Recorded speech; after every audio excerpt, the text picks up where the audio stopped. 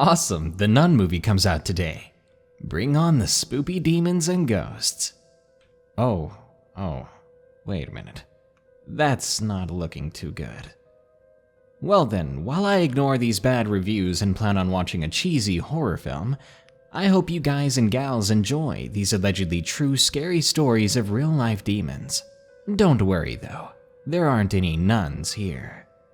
Remember, if you want your story in a future video, send it over to darknessprevails.org/submit. I'm looking for scary stories from backpackers. Thank you. Screaming Hills by U.S. Marine. I'm a Marine stationed in the U.S. Me and several friends decided to go camping at a local Indian reservation camp for about 3 days to get away from the base and relax. We drove 2 hours to the place, where we were greeted by extremely friendly Native Americans. One of them walked right up to us. I noticed right away that the man had an eye patch on his left eye. He asked if we were military, and we said yes. He told us he served in the army during Vietnam. After a short conversation with them, we proceeded and found a camping spot a little off the side of the road. The only way to get up this steep hill was with a 4-wheel drive vehicle, which we had. The spot was like most, trees and an open area for a fire and all that. It had a row of bushes on the side that went up a mountain, and it had an opening to go through to the side. The first night was like any normal camping trip. The next day we were all hanging around, and I decided to go look for some branches for the fire that night. I went through some bushes that had openings in them, and I found an open area with small bushes there. They led all the way up this small mountain. Almost immediately, my skin tightened with goosebumps, and I felt something was wrong. It was so sudden. It was like I had entered a portal or something. Nothing looked off. It was just a severe gut feeling. It was like I was being watched from one of the bushes. So I made sure to face them at all times, just in case, and I had a hunting knife in my hand. As I stood there scanning the ground for kindling, I heard something. I've been face to face with bears and mountain lions before. I know what they look like, what they sound like, but what I heard up there, that was no mountain lion, no bear. Its tone was so low and non-rhythmic. It was unnatural, an abomination of a sound. My blood ran cold like I just heard something demonic. I looked around, but saw nowhere for it to originate from. It came again, louder and closer than before. It continued for several seconds when I realized it was not coming from in front of me, rather behind me to the left or right. No, that's not correct. It was coming from every direction at once. I kept looking around, desperate to find what direction it was coming from. As I looked up the mountain, I saw something move. I didn't get a good look, but I remember it was larger than a bear, yet it walked like a man. It was covered in dark fur. I stood there completely confused, and then all of a sudden, I hear one of my friends calling for me. I took the opportunity to turn around and take off, but then I see my friend standing near the opening I had come from. He asked me where the heck I'd been, and I told him I've been right here. I asked why. He was like, "Dude, no, you've been gone for like an hour. We tried calling you on your phone, but you didn't answer." I looked at him puzzled. It could not have been more than 2 minutes. He assured me and then showed me his watch. Sure enough, an entire hour had passed. He then asked if I was sure I'd been over here the whole time, and I said yes, I've been standing here the whole time. He gave me a confused look and said that he had checked this area 3 times now, and I was not here until the 3rd time. I was taken aback, terrified. What had happened to me? What was going on this mountain? I turned and looked back up the mountain and noticed that the area was darker than before, the sun now setting. We walked back to the others, and when I told them what had happened, they all thought I was joking around. Later that night, the guy with the eye patch stopped by with his son, and we all chatted for a bit. One of my friends told me to tell him about my experience as a joke. I said no and laughed, but the man looked at me with curiosity and asked me what had happened. So I told him my story. He looked at his son, then they both looked back at me. The man asked in a serious tone if I had seen it. I told him I only saw a glimpse of it. "Did you see eyes?" he asked. I said no, just the figure. He sighed and told me that I was lucky. He said he couldn't tell me what it was, but just told me that I was lucky that I did not see its eyes. That night, I didn't sleep very well, and I was glad when we left. I plan on going back there again just on the other side of the camp. Just thinking about this story makes me tear up from fear. I don't know what that was, and I don't want to know.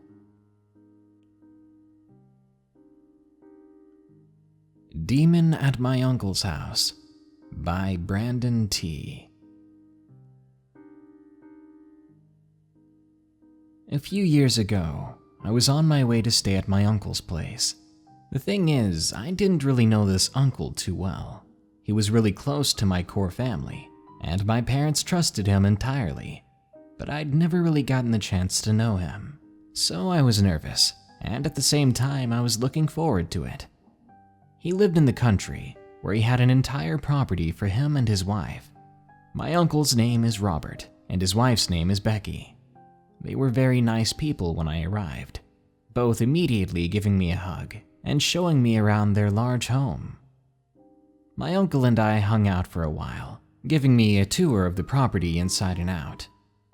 I saw my niece in her room playing with a couple of friends. As it was already dark out, my uncle led me down to the basement, where he showed me where I could sleep tonight. It looked to be his game room. There was a PS3 set up down there, and there were a lot of games for it. So as he and his wife went off to bed, I settled in and played some GTA 5. It was extremely quiet after that, assuming that my niece as well had gone to bed. As I was so immersed in the game, I nearly jumped out of my skin when I heard a knocking at the nearby window. I immediately stopped playing and looked over to it. I didn't see anything, and I thought it was either an animal running into it or my uncle playing a joke on me. I smiled and ignored it, and I continued to play. Not 2 minutes later, the knocking on the glass began again, and just as I flew up from my sitting position, the blinds fell off of the windows, as if the vibration from the glass had caused them to come down. My heart was pounding, and as I touched my arm, which was freezing, I noticed that my skin was covered in goosebumps. That's when I ran upstairs quickly. I went over to my niece's room, tiptoeing so that I didn't wake anyone up. I saw that her light was still on, and she and her friends were still playing, although pretty quietly. I knocked on their door. One of her friends opened it. Before they said anything, I asked if they wanted to come downstairs with me to play some games. But in actuality, I just wanted company down there because I was scared. Lord knows if I was by myself all night, I wouldn't be going to sleep at all. Not in this house. As she didn't have a TV in her room, they thought it'd be fun to hang out down there.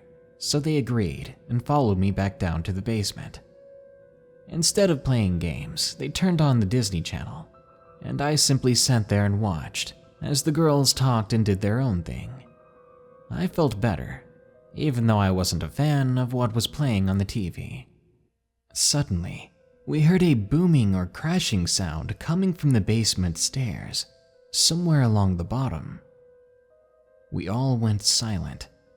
I turned off the TV so that we could listen more closely, as the group of us stared at the basement stairs wondering what in the world could have made that sound. We saw it. It was plain as day. Or maybe plain as night, whatever makes sense here. It was a shadowy, human-like figure. It was far taller than my uncle, at least over 6 feet tall. There was something on its head, but it was hard to tell what it was. What came to my mind, though, was horns. The figure started at the bottom of the stairs and was walking upstairs, slowly, one step at a time. Each step it took was exaggerated somehow, echoing with an ancient wooden boom.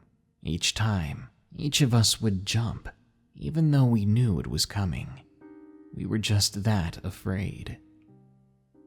When it got to the very top step of the basement stairs, the figure stopped. I had no idea what it was going to do next. I think I had been assuming that it would simply disappear once it got to the top, but I was foolishly wrong. Because, more suddenly than it had appeared, it began sprinting back down the stairs, the booms of each wooden step louder now than before. I screamed, my niece screamed, my cousins screamed, and just as it hit the bottom where we were, it faded into a dispersed cloud of black. Then it was gone, like it had never even been there.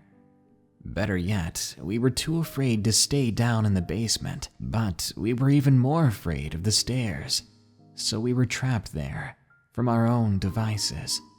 Trapped until morning, until our sleepless eyes saw my uncle and aunt opening the basement door, wondering why we were all so terrified looking. That morning, I was picked up early and taken home, because I did not want to stay another night, not in that house. I was never more relieved to leave a place than I was that day, and I felt bad about it, because my aunt and uncle had been so nice. They still live in the same house to this day, and even still, I avoid it like it's the devil itself. The Jinn by KeyTube 101. This is about a story from my grandparents who had told me about my great-great-grandfather. And if you don't know, Jinn are the Middle Eastern names for demons who lurk in our world. Though unlike what we call demons, it is said that not all of them are there simply to terrorize us, though many do. And since they are of a different world, humans can't really defend themselves from them properly. I live in Sydney, Australia, but I originally came from Lebanon in the Middle East. I was born and raised there. My family has a long history of Catholic priests that go back centuries. This story occurs in the south of Lebanon, where my family originates. My great-great-grandfather was a priest for many years throughout the late 1800s into the early 1900s, traveling from one village to another to serve at masses and the needs of the local townspeople such as the poor. He would often stay for many days at a time in each village. He was a good source of quality wisdom and knowledge, something considered extremely valuable to my family. Speaking of which, my family has always had stories and experiences with strange supernatural anomalies, some positive, but many are blood-curdlingly frightening. One year, my great-great-grandfather was traveling a long distance to get from one village to another. It started to get late, and his donkey, which he was riding, was becoming restless as the blackening darkness began to settle over the land. In the village and rural areas of Lebanon, there was a large presence of wolves and hyenas hiding in the dark, often waiting for their next victims. That is why hardly anyone would travel at night unless they were decently armed. Looking out into the far distance, my great-great-grandfather could see the light of a nearby village, which seemed to be alive with laughter and dancing. As he approached the village, he realized that the laughter was coming from a local wedding party, which was taking place, and it seemed as though the whole village had attended it. Now he was fatigued and hungry, desperate for a place to stay, before waking up in the morning to continue his long journey. Suddenly, he could see from a nearby house an old wrinkled woman. She was calling him over in a sinister tone to come to her questionable house, one that was isolated from the rest of the village. It was basically on the darker side of town, where the light of the wedding party could not reach it. "Come over here, father," she said. Desperate for food and shelter, my great-great-grandfather had no choice but to move toward the creepy and old woman, who seemed very keen to get him to come inside and away from the town's people. Once inside, my grandfather was shocked to see a considerably large table, littered with amazing food that looked like they had only just been prepared a minute ago. The old woman kept pressuring him to dive into the food, which he was desperate to eat. However, my great-great-grandfather knew better as a Catholic priest. He had to raise his hands before the meal to ask a blessing for the food. He symboled the sign of the cross and began his prayer. But when he had opened his eyes, a great wind blew right over him, and the old lady had vanished into thin air. There was no longer a house around him or food before him. It was all desert and a carcass of an animal in front of him, rotting, which gave out a smell so terrible that my great-great-grandfather dry heaved. He booked it from there as fast as his legs could take him. Though he was tired and hungry, the adrenaline from the fear and confusion had built up inside of him and made him run probably faster than he should have been. The next morning, he arrived back home safe and sound and did not hesitate to tell the people of the village what he had experienced. And of course, being the priest of the town, he was respected by the people who believed that if he had eaten of that food, he would probably no longer be alive. He and the townspeople all believed that what he saw that day was a con from a jinn, a spirit trying to harm and trick him. Demon at the Zoo by Silhouette Gaming. This story happened about 5 years ago. Me and my friends, teenagers at the time, wanted to give ourselves a good scare, so we decided to go visit the local old abandoned zoo. To make it even more creepy, we pulled into the parking lot around 3 a.m., the devil's hour. And to add the icing on the cake, we had brought a Ouija board with us. After checking to see if there were any security guards there, we hopped the fence. We looked for a good spot to use the board and to hang out, just waiting to see anything out of the ordinary. We ended up staying next to where the monkeys used to be. We put our hands on the planchette, moving it in a circle 3 times and asking the usual questions. After several boring minutes of nothing happening, we took our hands off of the planchette. I didn't really believe in any of this stuff anyway, but it was fun for a thrill or two.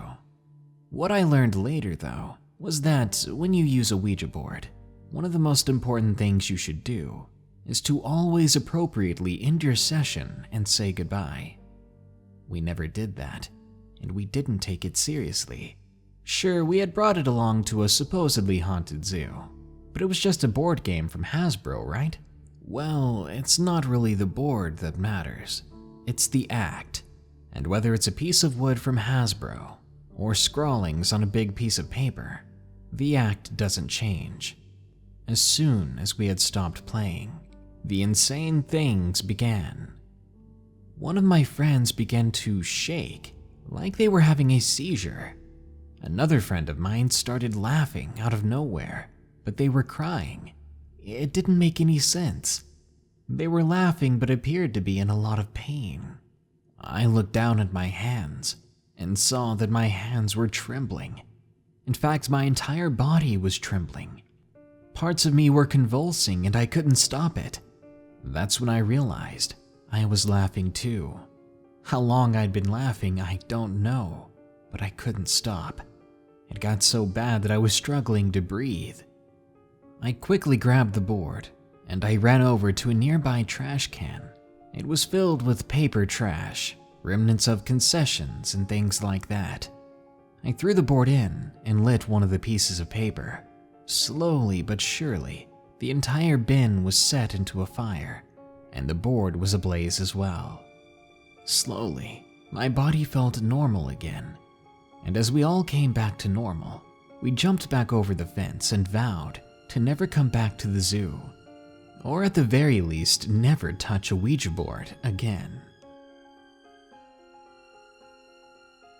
Ghoul on the Hill by Alex Snapping Turtle. I've had a few weird experiences throughout my lifetime, but nothing is as frightening as this one, which happened about 3 years ago. It was about 2:30 in the morning. My ex and I had a nasty argument, and I had decided to walk off any lingering frustration and anger. After 30 minutes of walking around aimlessly, I decided to head home, make peace with the old battle axe, and get some sleep. However, as I started to walk up the steep hill that led to our house, something caught my eye near the walkway. At first, I couldn't tell who or what it was, thanks to the dimly lit streets of Coatesville. But as I gradually walked closer, I could tell it was a cloaked figure. I thought to myself, okay, maybe it's just my local neighborhood larper. But then, he or she started moving, and almost instantly, I felt a tidal wave of fear washing over me. Due to the lighting and the figure's head and body being shrouded in darkness, I couldn't tell what direction they were headed. My fear was exacerbated by the fact that they flapped the edges of their cloak, which appeared more like wings. I found myself praying to a god I wasn't sure I believed in, almost begging that they weren't coming down the hill in my direction. I was frozen in my tracks, at this mercy of the thing that flapped its cape ominously with each step. Finally, after what seemed like an eternity, it became apparent to me that they were walking up the hill and not down. Gradually, the fear faded as they got further and further away. As soon as the thing was out of eyesight, my legs began to move again. I made a beeline to our front porch, pounding on the door for my ex to let me in. Now, I can never really be sure of what I saw that night. As always, I'm open to logical explanations, though the people I've told this story to at different times all have a similar theory, some sort of ghoul or demonic entity. One thing is certain though, every subsequent encounter with the paranormal has been downright tame compared to that fateful night.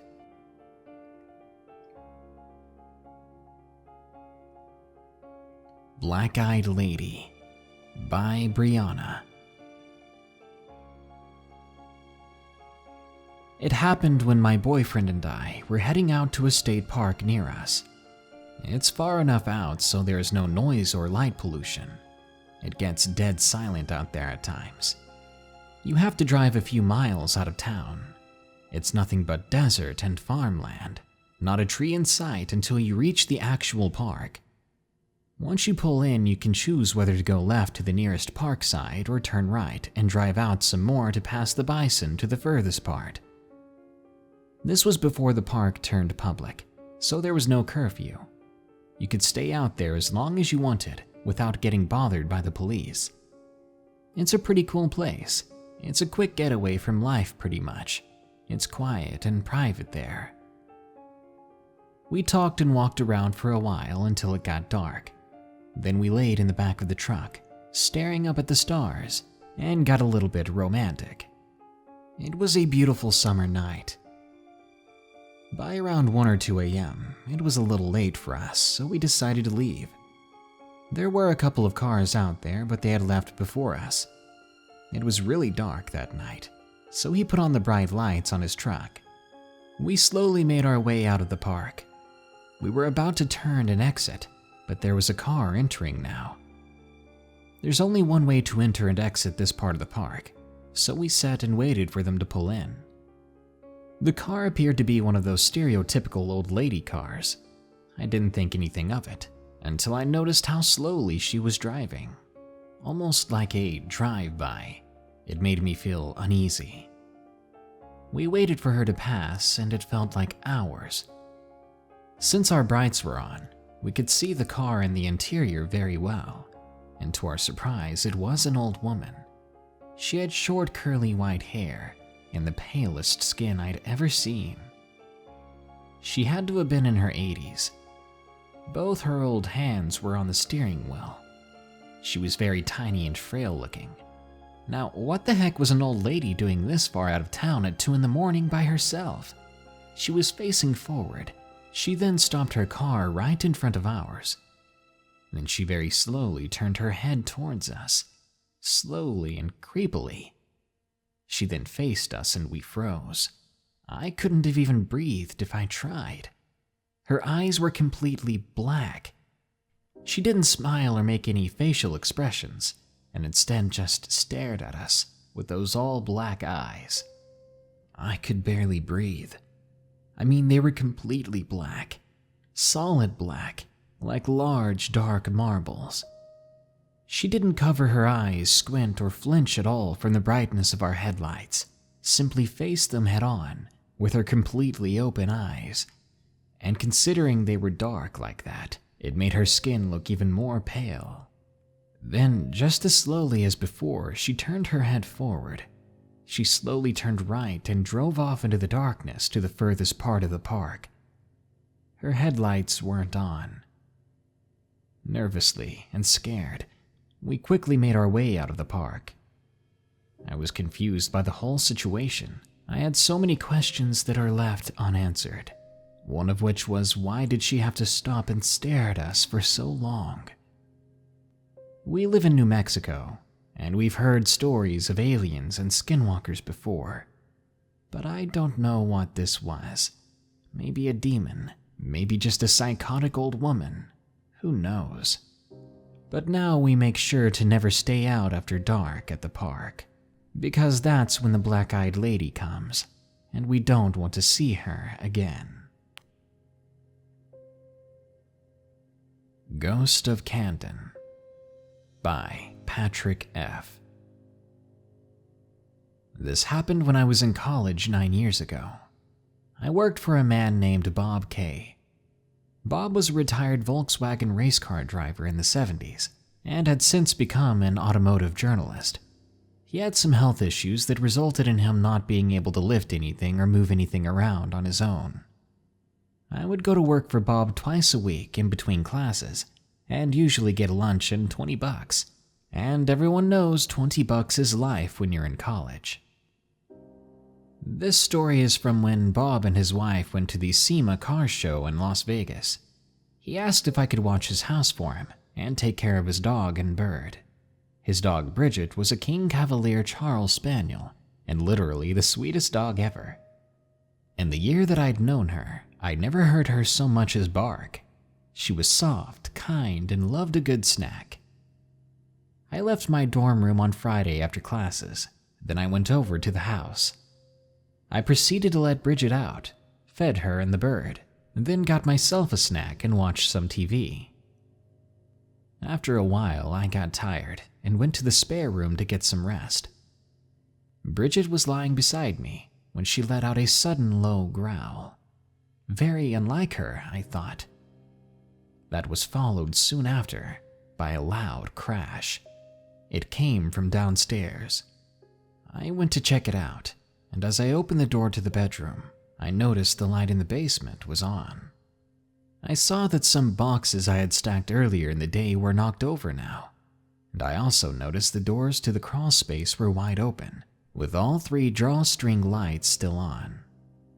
I didn't think too much on it, because I was just down there the day before getting all of the now tipped over boxes out of the crawl space and into the center of the room. In my mind, I probably just stacked the boxes too high. I hopped into the crawl space, walked back the 40 feet to the first drawstring light, clicked it, and proceeded to do the same with the other 2. I then exited the crawl space. Then I stacked the boxes a little lower to the ground. As I walked back up the steps, I felt a chill go down my spine, but I ignored it. Didn't really have a reason to feel afraid or paranoid, you know? As I reached the top of the steps and shut the door, I once again heard a loud crash downstairs. I quickly opened the door and ran down the steps to see that all the boxes had been thrown around the room, and the door to the crawl space was wide open again. All the lights were on once more. The lights that could only be turned on by pulling a string, the ones I had just shut off seconds ago.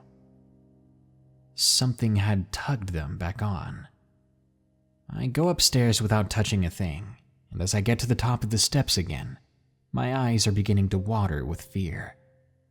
The hair on the back of my neck is on end, and I realize that it feels like I'm in the middle of the Arctic Circle without any clothes on. I'm frozen stiff. Bridget, that loving little dog, rips from my side and starts to chase something that I cannot see through the kitchen, through the living room, and down a hallway that led to the dining room. There she stands, barking more ferociously than ever, saliva dripping from her snarled fangs, barking up in the corner of the dining room at nothing, at least nothing that I can see. I wasted absolutely no time. I grabbed Bridget and ran outside to the car. I took her back to my dorm room that night, and I did not return to the house until the day Bob got home. I told him of my experience and he shrugged it off. I was paid and the house was still standing, so that was honestly all he cared about. I told his wife what happened as well. She tends to have a more sympathetic ear than him. Her face goes from the traditional pleasant smile to a very pale, grim, sad look. She then informs me she has also had experiences lately when she would clean or be active in the spare room that I was staying in. She later tells me, Bob used to have a brother, but he passed away in the bed I was sleeping in while he was visiting only a few months prior. I don't know if what I experienced was Bob's past brother. All I know is that whatever was there was evil. And I'd appreciate it if you let me know if someone passed away in the bed I'm sleeping in. Something is in the Bathroom by Ollie D. I've always been a believer in the supernatural, and I've always wanted to encounter something or someone, but for my first experience, it wasn't what I had expected. It had happened back in 2013 to be exact, during summer vacation. I was busily doing my daily chores before my mother had come home, and my little brother was playing his game as usual in the living room. I live in an apartment with my 2 brothers and 1 sister, along with my mother. During this occurrence, my older sister wasn't home, and my older brother had been sleeping. It was around 2 p.m., getting closer to 3 during the day. I hadn't believed that such a terrifying event could happen during the day. As I was picking up my little brother's toys and putting them back in our room, I heard a strange knocking sound. My room is connected to the dining room, which is connected to a short hallway where the bathroom branches off of, that leads toward the kitchen. I froze in place with the toys still in my hands, unsure of where the knocking was coming from. I stood there for a couple of minutes, looking back at the bathroom door that was slightly open now, but the light was off, and my bedroom that was wide open with sunlight shining through my window, filling up the whole room. As I drew near to the middle between both rooms, the knocking grew louder. I gasped and dropped the toys and decided to run to my little brother, sitting on the couch. Then suddenly, a knock came at the front door. I jumped and hurried to answer it, frightened. I opened the door only for it to reveal my older brother's best friend, Kyle. He had asked, "Lisa, is your brother awake by any chance?" I replied no, and he said, "Will you tell him I stopped by?" I nodded, and just as he was turning around to leave, I asked him, "Kyle, could you possibly come inside and check out this weird noise I've been hearing? It's really freaking me out." He smiled and gladly stepped inside. As we got closer to my room and bathroom, we stood still and listened. After a few more times of hearing the knocking, Kyle concluded that it was indeed coming from the bathroom. He had seemed a little shaken up by it, but was determined to find out what it was. We were right by the slightly open bathroom door now, and the knocking was growing louder, as if the person or entity knew we were getting closer. I was able to figure out a pattern as the knocks soon turned into ferocious banging against the shower wall. The bangs came in threes and were faster as we entered the dark bathroom. Kyle then flicked the light switch on and yanked the shower curtain open, and the sounds stopped. We freaked out. We ran back to the living room and stood there. Eventually, I thanked him, and he bolted out of the apartment. I never again heard the knocks, but I still feel that whenever I'm in the bathroom to this day, someone is watching me. It Tried to Drag Me Under by Teia. My sister and I were getting ready for bed one night. We were just about to turn on the TV, which we like to fall asleep to with it on in the background. But we decided to sit down and talk instead. I can't remember what we were talking about, but we soon were just absolutely exhausted. I, for one, could barely keep my eyes open. So we shut off the lights, turned on the lamp next to her bed, and we crawled under the blankets. Storm, my sister, was almost asleep when I thought I saw something. It was like someone had walked in front of the lamp, and their shadow had passed in front of our bedroom door. I shot right up, and I looked over to the door, but all I managed to see was the shadow disappearing at the foot of my bed. I looked over to see if Storm had gotten out of bed, but she was still there sleeping. I reached over and nudged her lightly, waking her up, but when that didn't work, I called over to her. Storm, there's something in the room." She slowly got up, rubbed her eyes, and said, "What?" She barely even made those words out. Her eyes widened. She pointed and began to shake. She was pointing at my bed. I looked back over to the foot of my bed, and there was the shadow, standing so tall it seemed to touch our ceiling, and it appeared to be looking down at me. Before I could scream, it seemed to flatten itself into the floor and disappeared. How tired was I remember thinking. But that's not right, because no matter how tired I was, my sister had seen it too. I knew that I had to get up and tell my parents what had happened, but the two of us were too scared to get out of our beds. Eventually, I gathered the courage, and I placed my foot onto the floor. The moment I did, something cold and hot at the same time wrapped itself around my ankle, and it pulled. I fell face first onto the floor as something began to drag me under the dark side of my bed. My bed frame itself is metal, and a normal-sized person could not fit under there, but whatever this was, it was trying very hard to force me to fit. As such, it was tugging at my skin hard, and before long, I felt a warm trickle running down my calf. I was bleeding. The thing suddenly let go. I jumped up on the bed, crying and screaming, holding on to the gash in my leg. It was then that my parents ran into the room. I'd never seen them so worried or terrified. They saw me bleeding, but I was catatonic, and I could not, even for the life of me, tell them what had happened. I never managed to. I could never tell them that some monster under my bed tugged at me, tried to drag me under. And to this day, they don't know the truth. Well, not my truth. They simply think that I was horseplaying, and I cut myself on the metal frame. But that is not what happened. I wish that was what happened. Luckily, as far as I'm concerned, I haven't seen or felt that presence again. But I'm always and permanently terrified of the underside of my bed.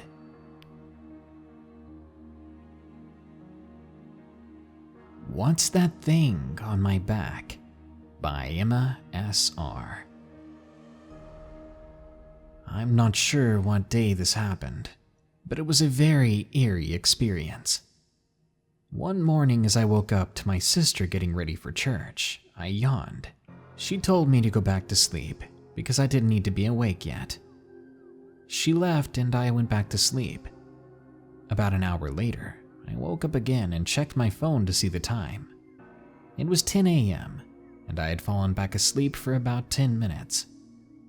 When I woke back up, I could not move. I got scared and tried to reach for my phone. When my arm wouldn't move, I tried to get myself up, but I failed. Then a few seconds later, my sister started to mess with me and step on my back and hand. After she got off, I screamed and was finally able to get up. I shot out of my bed and looked frantically around the room. My sister wasn't there, and I was the only one home. What in the world was on my back? I sat there for a few minutes, absolutely horrified, and I cried a little bit. I don't know if it was sleep paralysis or not, but it was still scary, so much so that I did not go back to sleep, and I slept on my back for a long time.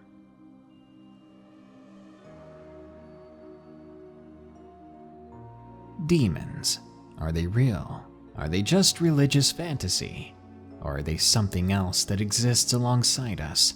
Something we want to ignore and pretend isn't there, no matter what you believe. It's hard to deny that some very strange things happen to people. Things that appear to be some unseen entities trying to harm the living.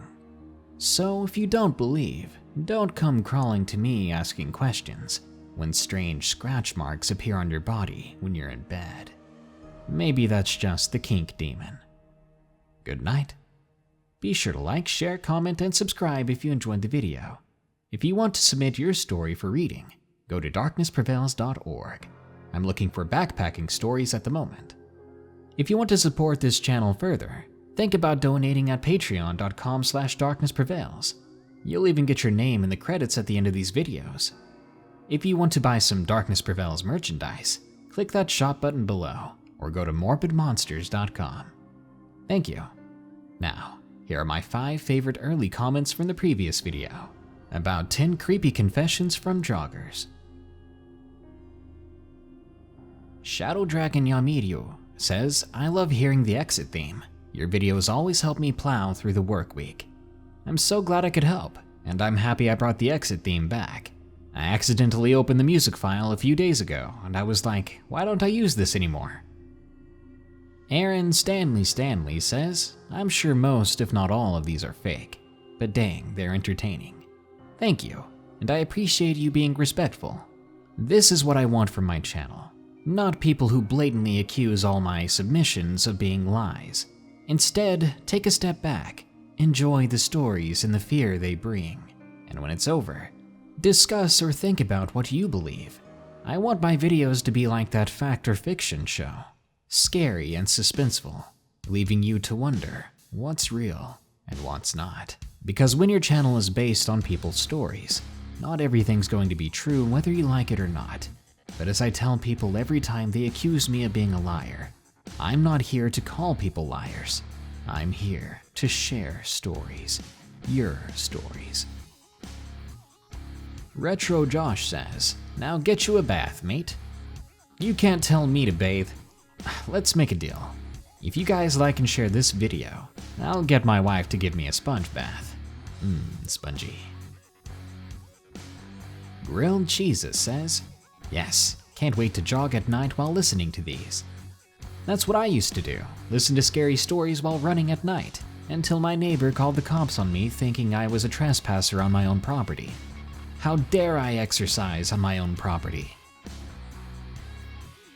And Jellybean aka Shell says, can't wait to hear these stories. Thank you for the video.